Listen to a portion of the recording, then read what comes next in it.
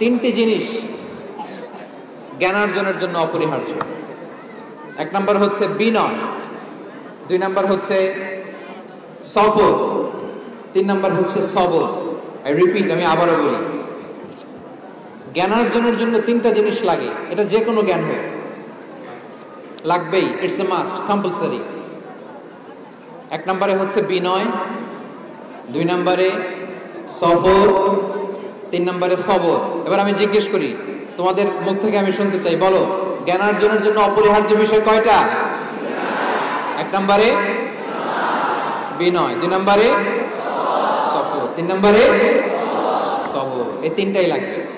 বিনয়ী হইতে হবে, ডাউন টু আর্থ হইতে হবে। বিনয়ী না হলে, মুতাওয়াদি না হলে আল্লাহ তাআলা এলেমের নূর দিয়ে ওই ব্যক্তিকে ধন্য করেন না। বিনয়ী হইতে হবে।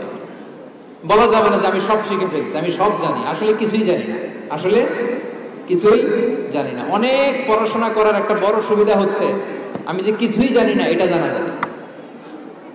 যারা অনেক পড়াশোনা করে, গভীর জ্ঞান অর্জন করে, অনেক পড়াশোনা করার একটা বড় ফায়দা হচ্ছে যে এটা জানা যায় সব শেষে যে আমি কিছুই জানি না। আবুল নওয়াস একটা চমৎকার কবিতা লিখেছেন। উনি বলেছেন, ফাকুল লিমান ইয়াদঈ ফিল ইলমি ফালসাফাতান হাফিজতা শাইআন ওয়া গাবাত আনকা আশিয়াউ।